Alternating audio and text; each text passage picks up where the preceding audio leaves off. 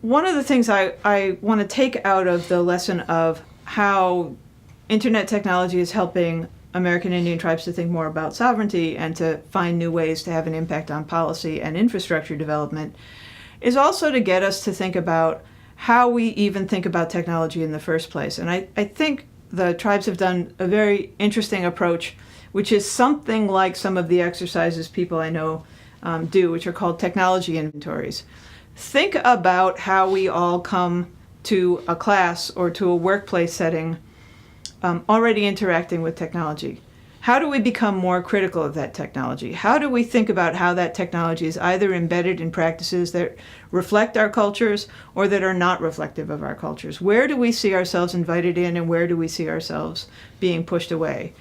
And I ask students, in your experience, are you able to shift from technology as a kind of entertainment where you're actually quite passive to one that is a little bit more intellectually stimulating? We might see this as the switch from Web 1.0, at least this is what we used to say, where internet representations were seen to be fairly stable, to Web 2.0, where what we're looking at is innovations in culture, and people are making their own innovations. Now, I think when you go on YouTube, for instance, you see people who are creating representations either of themselves or of things that they're interested in, but they're innovating content on the web.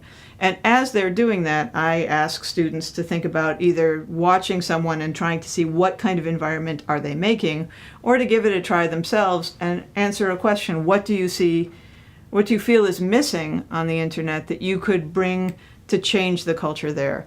And this goes back, I think, to what American Indians are doing with technology, because they're creating new spaces for older forms of ritual connection, politics, sociability, economic exchange, and they're doing it with sort of a backward look and a forward look. It's never, one of the things I think that we're at the University of Illinois, where for many years we had a Native American honored symbol, which was really functioning as a mascot, which was a concretization of a stereotypical racist image of an American Indian person. It was always performed by a white person. I go into this as a little bit of a digression because one of the issues that I think technology use on tribal lands gets us thinking about is the vitality, the move into the future, the idea that American Indians are not people of the past, they're people who have a continuity across time. When you do a technology inventory and you think about the ways that you've been receiving images in technology, but also how you can alter and change them, that also puts anyone in that kind of a continuum where you're responding to the images of the past, but now you have an opportunity to alter the culture in which you're immersed. And so when I have students do these inventories, I want them to be thinking in that kind of recursive relationship, which I think actually a lot of people are doing. So if you go on YouTube, one of the things you see is both an image that is fairly static, and there may be people who've commented on it for 6 years, but for me the interesting thing is both the image was someone's attempt to put something out into the future, but the fact that the commentary just keeps going. And it keeps asking the person who made the thing to alter and change it. It creates a new scene for both critique and for innovation. And very often you will see, especially people who are doing creative things on the web, they'll put up a new version in response to the critique. That kind of dialogic change of culture, I think, is an important way to look at what is possible in technologies. And what I want students to do in doing their own kind of technology inventory is ask critical questions about what was the use of that image that you were looking at? What is the use of that particular piece of technology? What are you going to do with it? What are the problems with it?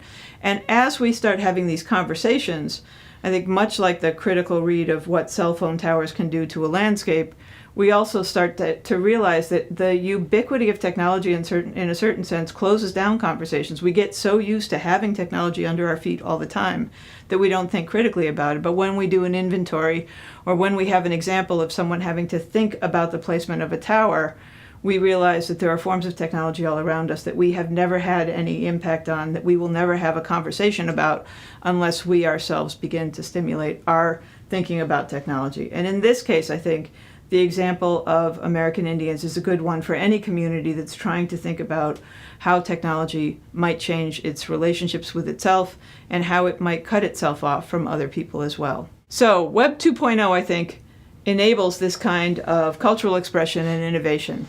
And there are new gaming sites that are right now being developed to preserve some of American Indian culture and to make that leap not only into a technological era where people are invited in to learn about American Indian culture, but inviting people on reservations and in urban settings who are Native American to think about technology as their own. So part of the problem back when I was talking about Frankenstein is that the monster was not invited to become part of a literate community, part of a critical community.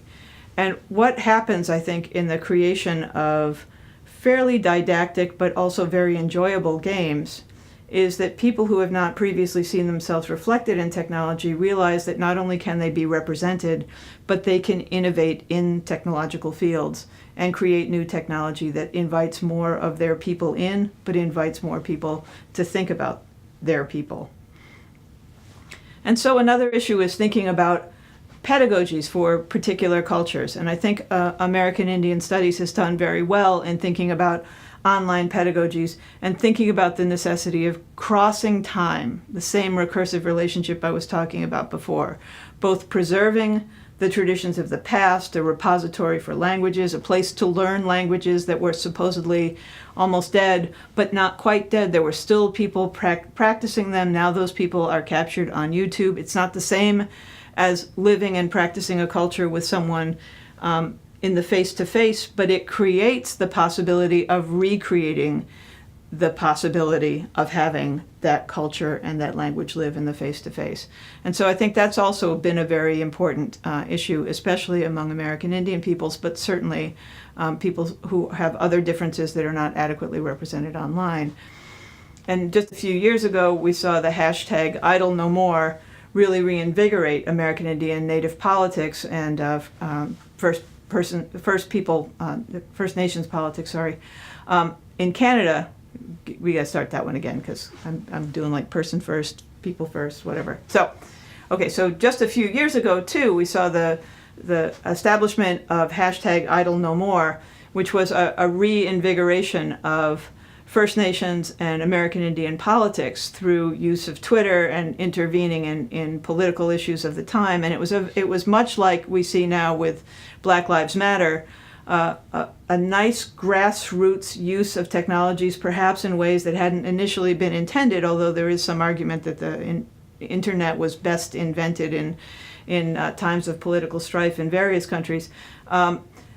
So there are diverse strategies then for bringing people together and getting them to think about how to intervene in policy, how to intervene in laws, how to intervene in government, and how to recreate communities out of people who are disparately placed in new kinds of alliances. Another thing I think that the Internet and Web 2.0 is doing a lot of very important work on, and this is again not only in First Nations and American Indian communities, but in other places, is the complexity of identity. So you can see web resources for Two-Spirit people. You can see web resources for Black Indians and other kinds of complexity across identity that may not have a critical mass in any one geographical community, but when people are able to connect with one another online, they make common cause across spatial areas. Now, I do want to say, despite the fact that I'm saying there are ways to work against spatial areas are obviously very important for Native peoples.